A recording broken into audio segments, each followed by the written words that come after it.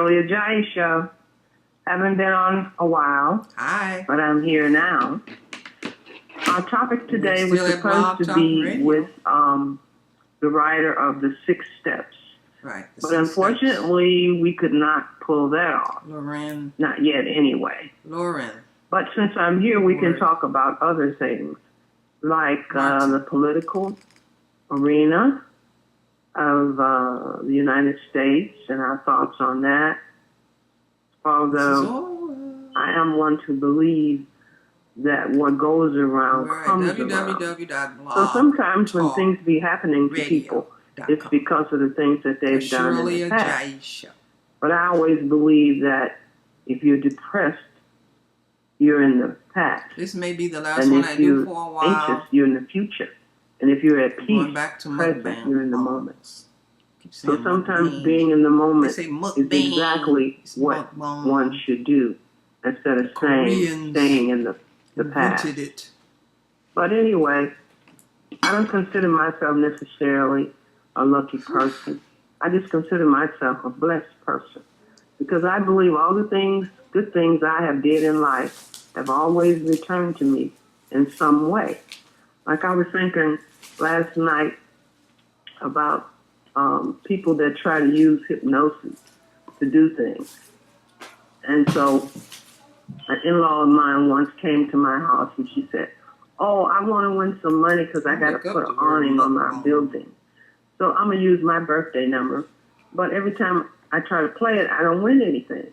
So I thought maybe if I hypnotize myself, then I'd be able to win." So I had all these books on hypnosis. And so we went through the books. Took us maybe a couple hours. And so I convinced her, don't let people hypnotize you. Try self-hypnosis. So most of the books I had were on self-hypnosis. Because when a person does a suggestion to you, it could be only in their favor, not in yours. But if you suggest things to yourself, then you're probably putting yourself in a much better way than if someone else suggests it to you. For instance, people that sit and look at TV for 3 and 4 hours, that's called auto-suggestion. The television is constantly suggesting things to you. So I think if you learn self-hypnosis and you use self-hypnosis, it comes out much better. Anyway, after we went through the books, back to the situation with the in-law. After we went through the books and she felt satisfied, I gave her maybe 2 or 3 of the books, hoping she would return them. Guess what? I don't think I ever got them back. Dictionary. But she did win. She won, I think, $5,000 the first time when she played her birthday number. The second time, she was going to play the number, but she got in the car and she wrote the number down. It was on the right day and the right time, but I think something happened where she couldn't go because someone else came and she had to stop what she was doing and just deal with that. So she missed the other $5,000. But she told me about it, and I understood exactly what was going on. But she used self-hypnosis because I taught her that that's what you should do, not hypnosis. Wow. Because you can't really trust people. They think that they're doing the best for you, but all in all, they're not. And as they say, sometimes good intentions pave the way to hell, and it does. In other words, like people that are always out there saying, "Oh yeah, if you listen to me, if you follow my path, you're going to come out better, blah, blah, blah." But I remember what my favorite preacher said, Reverend Ike. He used to tell of a story how he and one of his patrons came and knocked on his door, came to visit him. And outside in front of his door, or rather wherever he was a blue on blue Corniche Rose Royce that he had just got. So when the guy saw the Rose Royce, he went, "Oh, Reverend, I visualized a car just like that." And the Reverend answered, "Well, yeah, but you didn't get it, I got it. Because you didn't put yourself in the picture. In other words, you didn't use self-hypnosis. You didn't try to say, okay, this is the car that I want, and I see me driving it. And there I am driving that car, that brand new blue on blue Corniche Rolls Royce. I think a lot I of see me putting the key in the ignition, turning the key, and driving it down the street. To go to their family. That's what he didn't do. He just visualized the car. I had 3 in my family. So anybody can visualize a car, but it was the reverend that got the car, not him. Right. And I think that's the same way it is with people that hypnotize you. Usually when they hypnotize you, it's because it's something they want for themselves, not for you. So sometimes you should just think about that. You know, we can always visualize for other people. We really can. We can always wish them the best. Right. We can always, I mean, like when you have friends, you know, sometimes your friend be wanting this and your friend be wanting that, and you visualize everything for your friend, and your friend get it. Then when you realize that you didn't get it, that's how jealousy starts. So sometimes you just should sit and visualize things for yourself. So now if you want a blue on blue Corniche Rolls Royce, imagine yourself in it, not someone else. Or don't just imagine the car and say, for instance, I could say, here I sit, Shirley Ajayi, in a blue on blue Corniche Rolls Royce. I'm turning the key and I'm driving it. And it's my car and my name. I got the title. That's different. That's what you want. Get it? Okay? But now if you just go sit and think, oh, I see this blue Rolls Royce. A blue on blue Corniche Rolls Royce. I can see it. Boy, it's a beautiful car. Oh, it costs $400,000 or $500,000. But that don't matter. I still see this car, and it's the car that I want. Right. But you don't see yourself. The universe will give you what you ask for. So my lesson to you today is, if you want something, use self-hypnosis. Think about yourself for a change. You know, you can always visualize and help other people. But if you need help yourself, do it yourself. Read and read and read some more. Like I gave the woman a book and she read them. She actually read. She actually read the books. So I'm going to say bye, and I hope to hear from you next time. Until next time I'm on, this is the Shirley Ajayi Show. The Aura Show at gmail.com is my email. Bye-bye. Okay, I hope you listen to that. I mean, I can break that down for you. But she was an in-law, and she was in dire need to fix up she had this beautiful mansion. God, it had so many rooms in it because they had turned it into an orphanage. But the orphanage needed something to be added onto it because, you know, it wasn't making it through the winters, just like I needed to now. So I had a crate full of books on self-hypnosis and on hypnosis. So we went through both books, and you know, I even had to read some of the stuff to her and break it down so that she would believe what the book was saying. Sometimes you have to do that for people. And finally, she caught on to what it was saying. So her birthday number was the number she had been using and wasn't working. So after she did the self-hypnosis and she read the book that I gave her, although I don't think I ever got the book back, but anyway, she read it and she won. She won, I think, almost $10,000. She won $5,000 the first time. The second time she had it too. She was going to get it and then something happened and she didn't play it. But the number did come. It was 4 numbers, not 3, 4. And she played it straight. So she won this money. See, I mean, I don't have the patience to play those 4 numbers. I play either the big 6 numbers or 7 numbers, or I don't play at all because I don't have the money to be spending on that. But I'm just saying some people like that. You know, there's a lot of ways to win money, really. But the point is, if you don't see yourself with it, you don't get it. I mean, you could stand here and say, oh, universe, give me what I want. Give me what I want, universe. Please give me what I want. And then you tell the universe, my name is Shirley Ajayi Carroll, and I want a brand new house in a safer neighborhood, which is true. Then the universe will say, okay, you already got it. And you're supposed to figure out what the heck the universe is talking about. You know, that's what they've been doing on YouTube. You know, letting you keep on saying it, affirmations, until you actually believe yourself. The problem, and it's no problem, the catch to the whole thing is you already know. You already have it. But your conscious mind just ain't gave it to you. Your inner conscious already know where it is. Or as Reverend Winston say, well, if God made it that easy, then everybody would have it. That's why he put the blessings in the mouth of the fish. Okay? So that way, only you catch the fish is your blessing.